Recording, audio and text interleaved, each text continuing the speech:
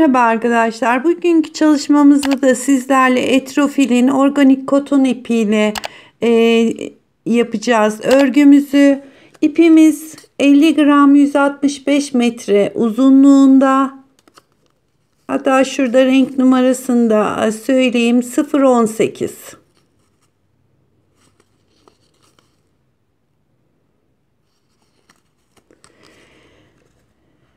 Tığ numarası da 2,5 numaralı tığ kullanacağım. Şimdi ben zincir olarak çektim. Burada 85 tane zincirimiz var. Yani bu 85 zinciri çektim.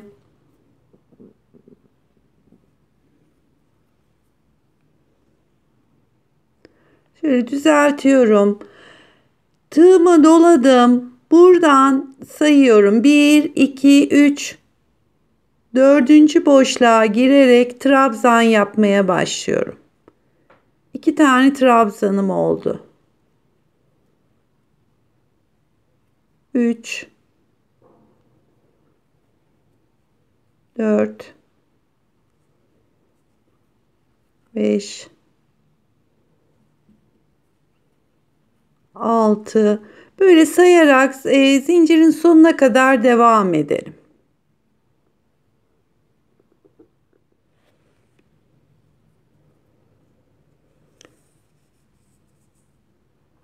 Şimdi 79 tane trabzanım var. 80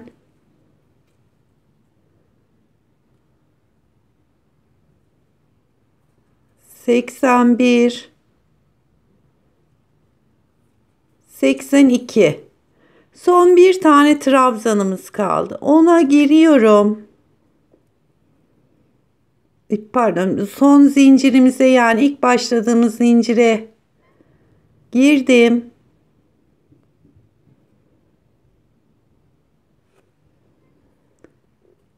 Bir tane yaptım. Aynı yere giriyorum. Bir trabzan daha yaptım. Yani şu anda toplamda 84 tane trabzanımız oldu. 2 zincir çekiyorum. Yine son zincirin içine giriyorum.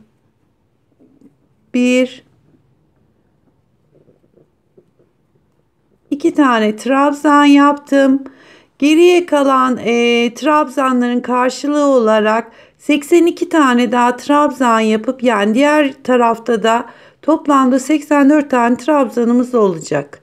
Şimdi bakın, şurası tam köşe noktamız. Hemen onun yanındaki trabzanın tam karşılığına batarak devam edeceğim.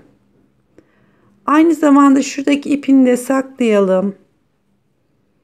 Bakın 3 oldu.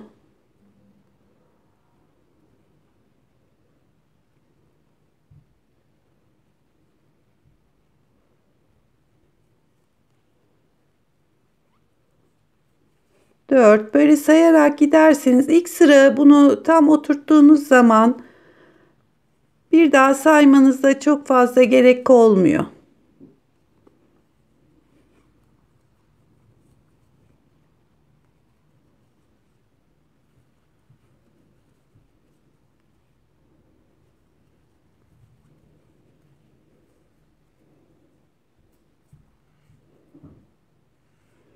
Bu şekilde karşılıklarını birebir yaparak sıranın sonuna kadar devam edelim.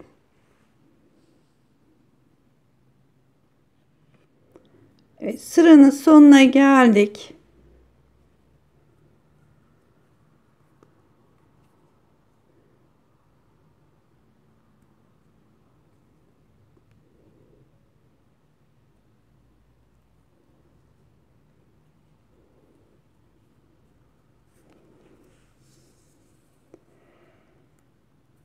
Şimdi tam şu 2 zincir çektiğimiz ortanın bu tarafında da 84 tane trabzanım var. Diğer tarafında da 84 tane trabzanım var.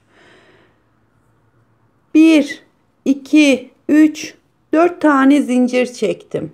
Geri dönüyorum. Alttan şu bir tane boşluğu bırakıp diğerine geçiyorum. Birinci kafesimizi yaptık. Arada bir zincir, bir tane boşluk atlayıp diğerine yapıyorum. İkinci kafesimiz bir zincir, bir tane boşluk bırakıp böyle bunun gibi 27 tane kafes yapacağız.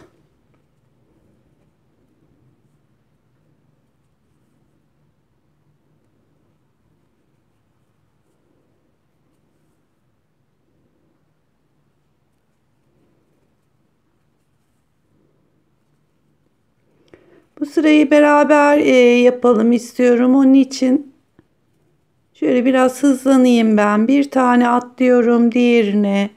Bir zincir, alttan bir tane atlıyorum. Böyle toplamda 27 tane kafesimiz olacak.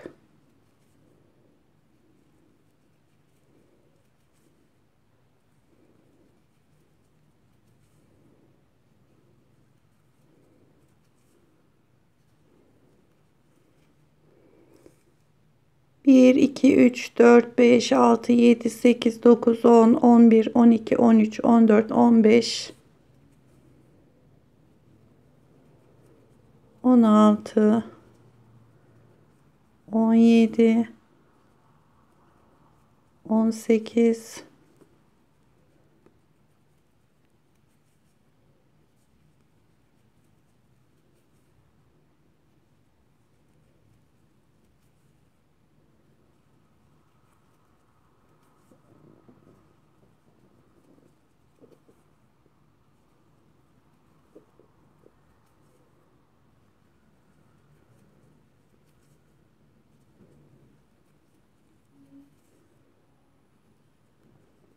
ve 27.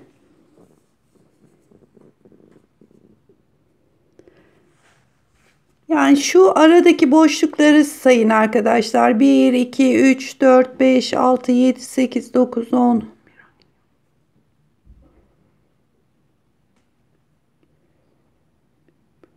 27 tane böyle kafesimizi hazırladık. Şimdi trabzan olarak devam edeceğiz. Bu birinci trabzanımız. 2, 3, 4,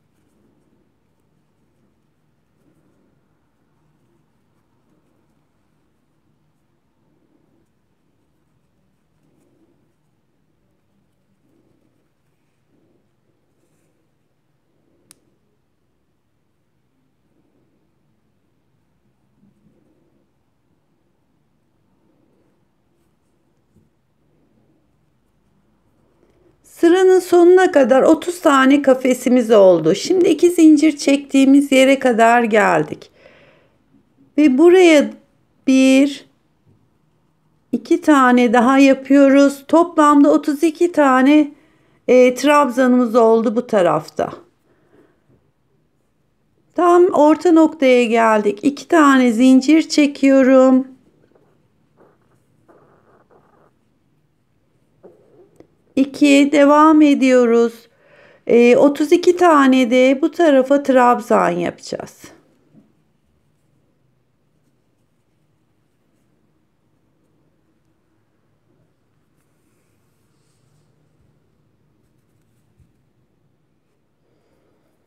Evet, trabzanlarımı tamamladım. Şimdi diğer tarafta yaptığımız gibi arada bir zincir, bir boşluk bırakıp Sıranın sonuna kadar böyle devam edeceğiz. Bu tarafta da 27 tane kafesimiz oluşuyor.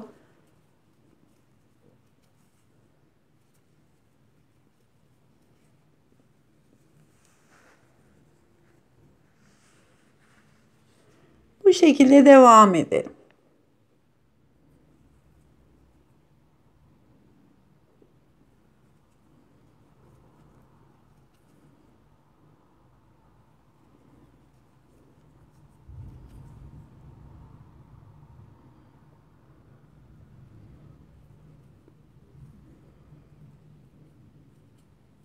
Üç tane zincirle yukarı çıktım.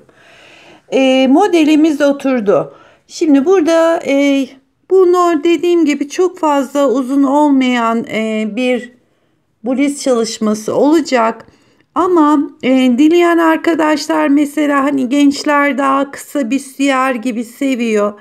Mesela daha kısa yapabilirsiniz. Yani şuradaki trabzan kafes sayılarını azaltarak daha kısa şekilde askılı bir Buliz çalışması yapabilirsiniz. Bundan sonra modelimiz hep aynı şekilde gidecek. Bir sıra trabzan olarak döneceğiz. Hep köşe ortalarda ikişer tane artırarak bir sıra 27 kafes. Yani bu 27 kafes sayımız hiç değişmiyor. Yani şimdi ben size hatta şuradan diğer parçayı ördüm. Bakın şurası orta noktamız. Yani bu 27 kafes sırası hiç değişmeyecek. Hep aynı şekilde devam edecek. Şu kısımda da hep ikişer tane artırarak devam ediyoruz. Şimdi dönelim. Dönüşünü de göstereyim. 3 zincir çektim. Geri döndüm. Boşluğun içine bir tane tepeye. Boşlukların içine birer tane. Bu sıra komple trabzan olarak devam ediyoruz. Şimdi bu şekilde orta noktasına kadar trabzan olarak örelim.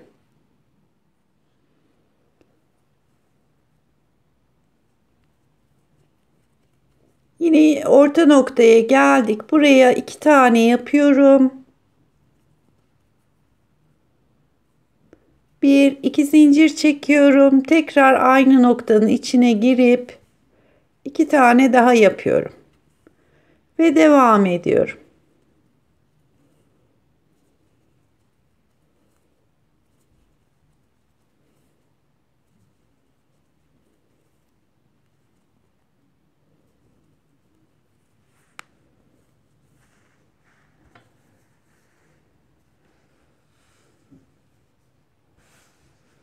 Şimdi sıranın sonuna kadar bütün trabzanların tepesine, boşluklara, tepeye, boşluğa, tepeye olmak üzere trabzan olarak devam ediyoruz. Bu arada isterseniz buradaki trabzan sayısını da söyleyeyim ben size. 88 tane trabzan var tam orta noktaya kadar. Bu sıramızı tamamlayalım arkadaşlar. Bir sıra daha kafes sırasını göstereyim. Son boşluğun içine de bir trabzan ve bir tane de zincire yapıyorum. Ve sıramızı tamamlamış olduk. 1, 2, 3, 4 zincirle geri dönüyorum. Yine bir tane atlıyorum. Diğerinin tepesine trabzan yaparak dediğim gibi bu kafes sayılarımız hiç değişmeyecek. Böyle 27 tane trabzanı yapıyorum.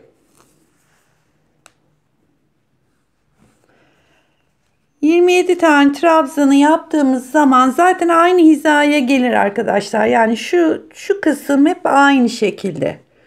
Bir sıra kafes, bir sıra trabzan, bir sıra kafes, bir sıra trabzan. Bu 27 tanemiz hiç değişmeyecek. Daha sonra trabzanları yaparak şu orta noktaya geliyoruz. Buraya 2 tane trabzan yapıyoruz boşluğun içine. 2 zincir çekip tekrar 2 tane daha yapıyoruz. Ve geri dönüyoruz. Şu karşı tarafta kaç tane trabzan yaptıysak bu tarafta da aynı şekilde yaparak geri kalanını kafes olarak dönüyoruz. Ben hatta şu yaptığımda bir göstereyim. Daha net anlaşılacaktır.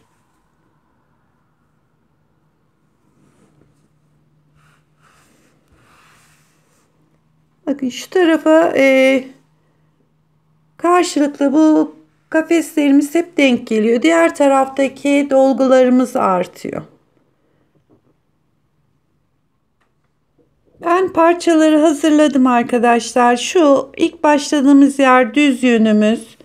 Oradan 1, 2, 3, 4, 5, 6, 7, 8, 9 tane böyle artış sırası yaptım. Hatta 11 yaptım ama yaptığım kişiye büyük geldi. Onun için 2 sırasını söktüm. 9 tane artırma yaptım. Yani bir beden büyütmek istiyorsanız 2 sıra daha ilave edebilirsiniz. Şimdi parçamızın birini son 9. sıramız dolgu sırası. Bütün trabzanlarımı yaptım. İkinci parçanın da şimdi bu orta noktayı ekleyeceğiz. Şu 9. sıramız trabzanları yaparak gittim. Bakın şurada yine 9 tane artırmamız var. Şimdi şu arayı birbirine ekleyeceğiz. Bu V'nin açıklığını ne kadar istiyorsanız ister buradan başlayın, isterseniz daha yukarıdan başlayın. Şimdi şuradan sayalım. 2, 4, 6, 8, 10, 12, 14, 16, 18, 20, 22, 24, 26 V için yeterlidir. Şuraya 26.'ya şöyle işaretimi koydum.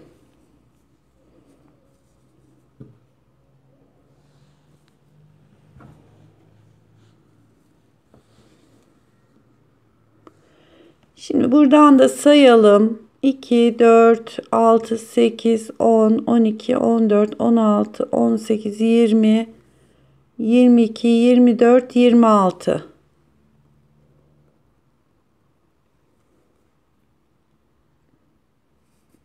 Bu parçanın da karşılığında 26 tane trabzan var. Şimdi hem öreceğiz hem de buradaki parçaya eklemesini yapacağız.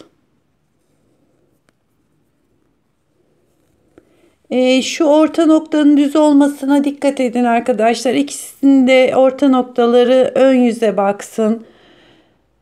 Burası 26. Trabzanın tepesine işaretimizi koymuştuk. Bakın onu çıkartıyorum.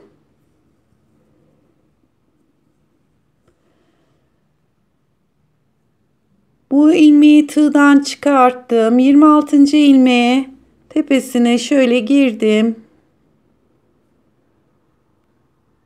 İçinden geçirdim. Şimdi buradaki trabzanlarımıza devam ediyoruz. Tığdan çıkartıyorum. Karşılığındaki ilmeğin içine girdim. Ekliyorum.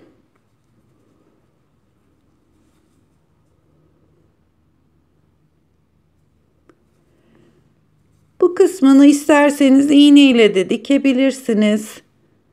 Ama hem trabzanları yapıp hem eklemek pratik oluyor. Şöyle karşılıklı gelecek şekilde ekliyorum.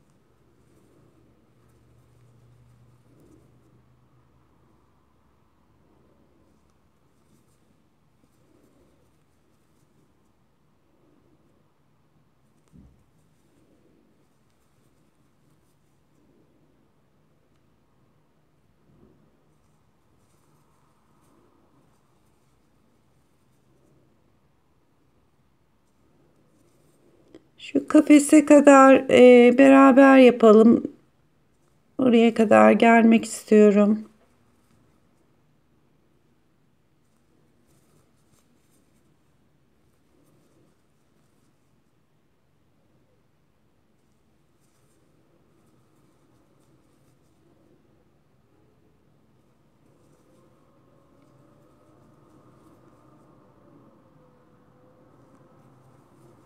Yine kafeslerin içine bir tane yapıyoruz. Onun karşılığı zaten kafesin içindeki dolguya denk gelir.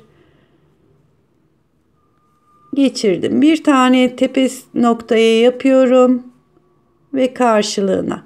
Bu şekilde aşağı kısma kadar eklemesini yapacağız.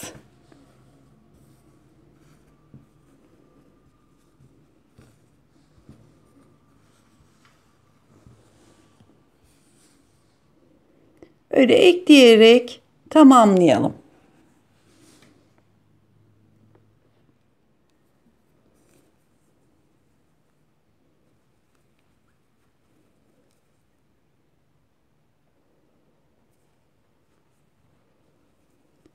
En uç kısmına kadar bu şekilde ekleyerek tamamladık.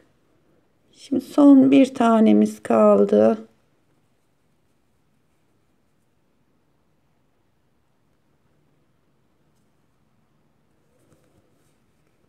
Burada bir zincir çekiyorum.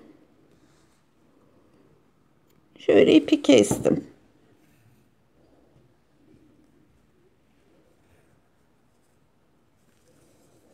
Hatta hemen onun saklamasını da yapalım.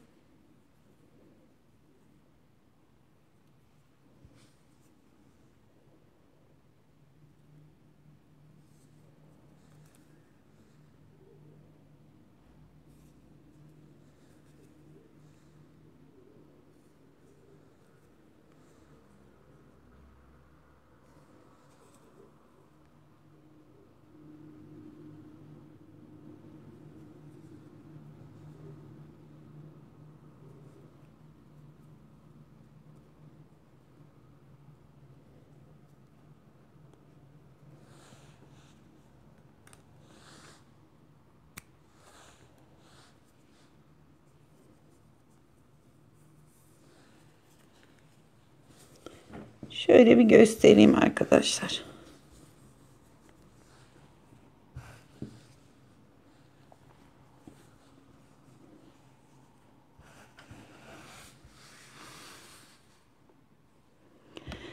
Şimdi yanlardan başlayacağız. Arka ortaya kadar devam edeceğiz. Ama burada yaparken biraz koltuk altına doğru kademeli şekilde iniş yapacağız. Şöyle şuralar iyidir. 2, 4, 6, 8, 10, 12, 14, 16, 18 pardon. 2, 4, 6, 8, 10, 12, 14, 16, 18, 20. Buradaki 20.'ye işaretimi koydum. Aynı şekilde karşı taraftan da sayalım. 2, 4, 6, 8, 10, 12, 14, 16, 18, 20. Ve bu tarafa da bir işaret koyuyorum.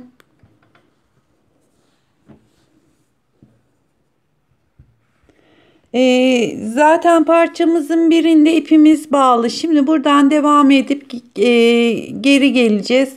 Fakat diğer parçaya başlarken şu işaret koyduğumuz yerden başlayacağız. Şimdi ipimizin bağlı olduğu parçadan devam ediyorum.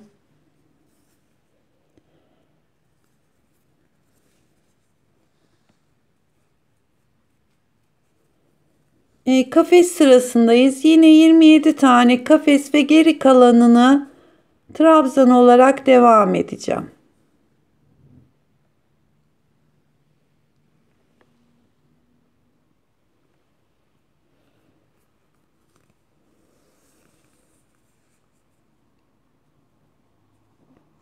Kafeslerimi yine 27 tane yaptım. Daha sonra trabzanlarımı tamamlıyorum. Şu işaret koyduğumuz yerden bir öncesine kadar, yani şuraya yapmayacağız. Bir iki tane daha var. Onu yapayım.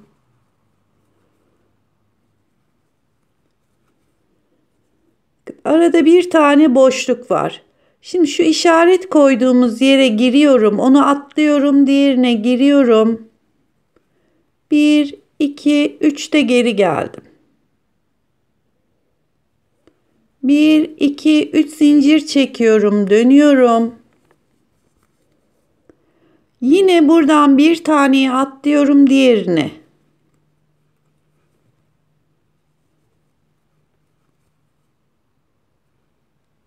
Zaten trabzan sırasındayız. Sonuna kadar trabzan yapıp gelirken de yine sırayı takip ederek geri geleceğiz.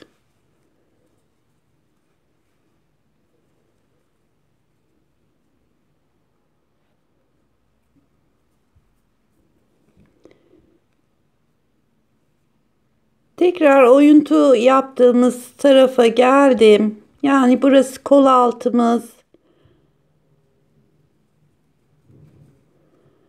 Son bir tane boşluğu bırakıyorum. Bakın daha önce döndüğümüz trabzan var. Onun tam tepe noktasına batarak arada yine bir taneyi boş bıraktım. 1, 2, 3 de geri geldim. Şimdi üçüncü sıramız oldu. Tekrar 1, 2, 3 zincir çekip geri dönüyorum. Yine bir taneyi boş bırakıyorum. Diğerine geçiyorum.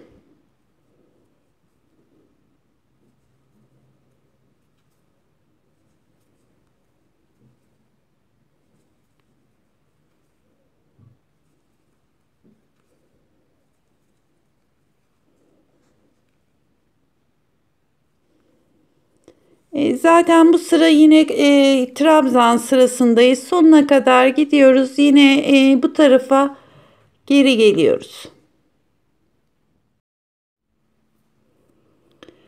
Tekrar kol altına geldik. Artık oyuntumuz bitti. Sıranın sonuna kadar trabzanlarımızı yaparak devam ediyoruz. Hiç boşluk bırakmadım. Bundan sonra düz gidecek. Yani 1, 2, 3, 4 tane şöyle içeri girerek oyuntu yaptık. 1, 2, 3 zincir çekiyorum. Geri dönüyorum. Artık trabzan sırasındayız. Dediğim gibi aynı şekilde düz olarak sıranın sonuna kadar trabzan olarak devam ediyoruz.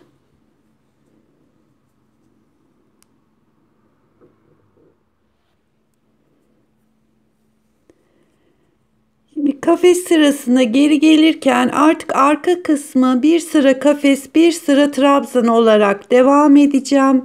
Bir zincir çekiyorum. Burada zaten 27 tane trabzanım vardı, kafesim vardı. Artık sıranın sonuna kadar hepsini böyle kafes olarak devam ediyorum.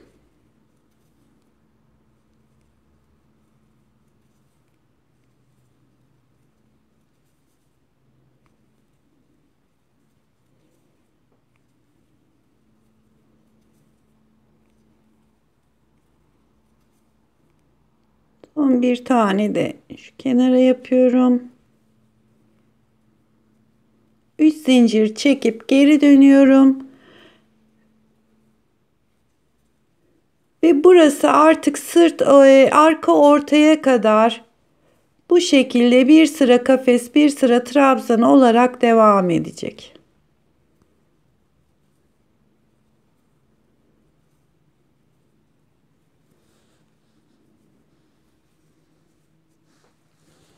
Şöyle bir göstereyim arkadaşlar. Artık böyle devam ederek örüyoruz. Şimdi hemen diğer parçanın da başlangıcını göstereyim. Bakın şu trabzan düz sırası, kafes sırasındayız yani. Onun için buradan başlıyoruz ki kafesi böyle gideceğiz. Trabzanlarımız yine düz yön olarak geri gelecek. Şöyle ipime bir tane zinciri çektim. İşaretimizi koymuştuk. Buraya giriyorum. Bu ipi daha sonra saklayacağız.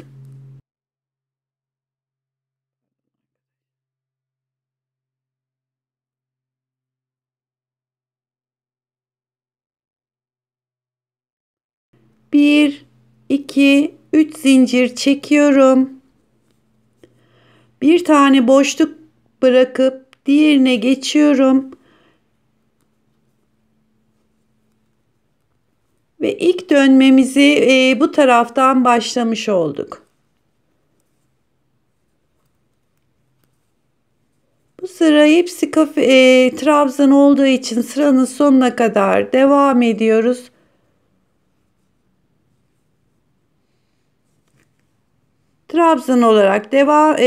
Trabzan olarak şu kısma kadar geliyoruz. Gerisini kafes yapıyoruz.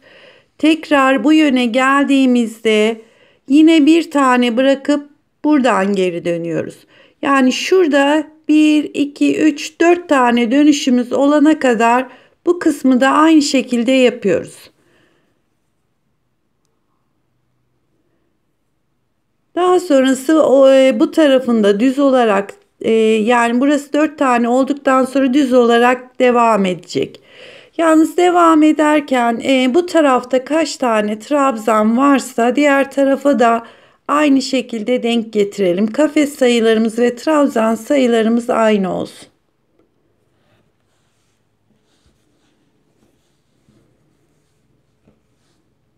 Evet, bunun da dönüşünü buradan başlamış olduk. Bu rezimizin arka kısmını böyle kafes olarak tamamladım. Tam şöyle bir yarıya kadar yaptım. İsterseniz şuradan birkaç sıra yaptığımı göstereyim. Tam kafes sırasında şu sonuna kadar kafes yaptığımız sıra 1, 2, 3, 4, 5, 6, 7, 8, 9, 10, 11, 12 kafes sırası yaptım. Ama tabii bu yaptığınız bedene göre biraz daha fazla veya eksik olabilir. Bu rezimizin arka kısmı bu şekilde. Ön kısmı da böyle. Şimdi şu kısımlara arkaya doğru askı yapacağız. İsterseniz zincirden yapabilirsiniz. Sık iğneden yapabilirsiniz. Ben daha önceki videomda dantel anglesi örneğini göstermiştim ama şöyle bir tekrar edelim. Orada daha ayrıntılı şekilde seyredebilirsiniz. Şimdi dikeceğiniz ip payını mutlaka bırakın ki bir daha ip eklemesi olmasın. 1, 2, 3 zincir çekiyorum. İlk çektiğim zincirin içine girdim. Çeviriyorum.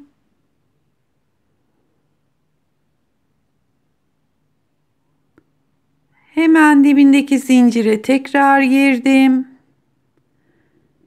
Çeviriyorum. Şu kenarda gördüğümüz iki kata birden girerek hep çeviriyorum. Kenardaki iki ilmeği birden giriyorum. Dediğim gibi bunun daha ayrıntılı videosu var. Daha kalın ipte gösterdiğim için orada daha net anlaşılabilir. Hep aynı yöne çeviriyorum ve kenardaki iki ilmeği alıyorum.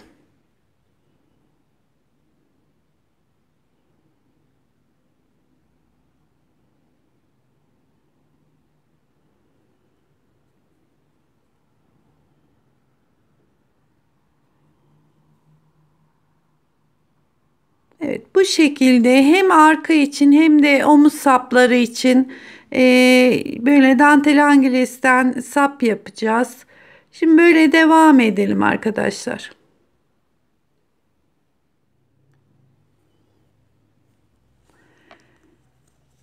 Şimdi yaklaşık şöyle 30-31 santim kadar olana kadar ördüm. Bu askı boyunu daha da uzatıp kısaltabilirsiniz. Yani kendi boyunuza göre yapabilirsiniz arkadaşlar. tam tutuyorum. Şu öndeki en son V kısmın şöyle tutuyorum. Buraya şöyle denk gelecek şekilde iğneye de geçirdim ipimizi. Bu kısma dikiyorum.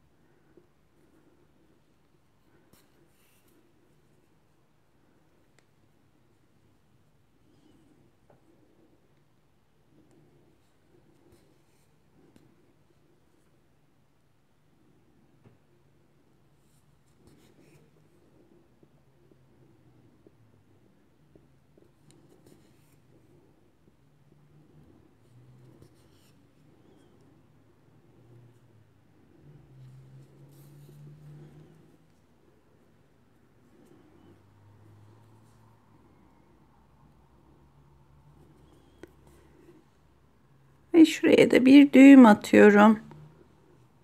İpimizi keseceğiz.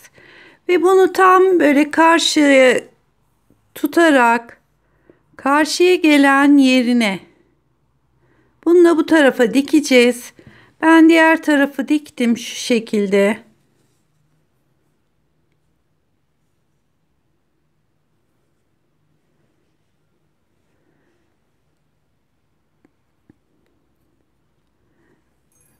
Ve askıların dikişi bittikten sonra arkadaşlar bir de arkayı göstereyim.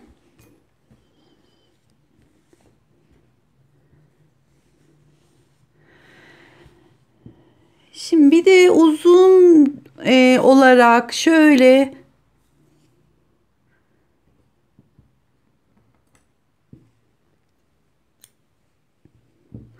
yani bunu ölçmedim. İstediğiniz uzunlukta yapabilirsiniz. Fazlalığını da keseriz.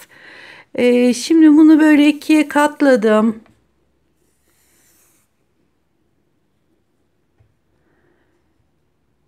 Ve ilk boşluktan başlayarak geçiriyorum. Diğerini de alıyorum. Yine ilk kafesin içinden böyle çapraz yaparak aşağıya doğru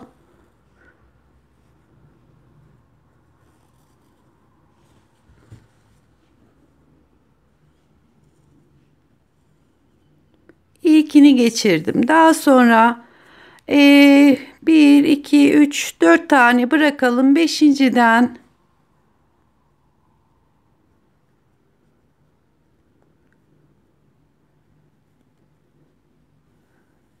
bunu geçiriyorum. Diğer taraftan da yine 1, 2, 3, 4, 5 tane sayıp diğer ucu geçiriyorum. Sıkıştırmasını daha sonra yapabiliriz. Yine karşı tarafa geçeceğim. Bununla aralarda dediğim gibi 5 tane iyi gelecektir.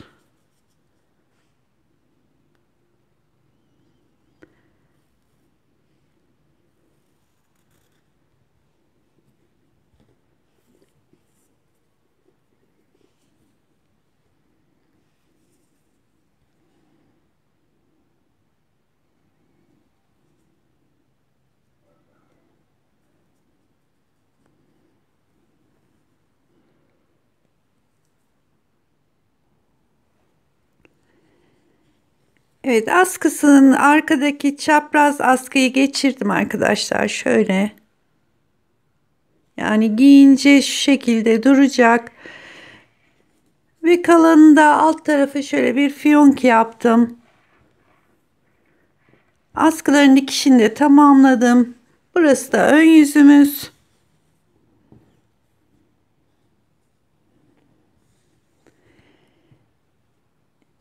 Üç tane ipim vardı arkadaşlar. Çok çok az bir ipim kaldı. Yani eğer bir iki sıra büyütürseniz dördüncü ipi de kullanmanız gerekecektir. Yapacak arkadaşlara kolay gelsin.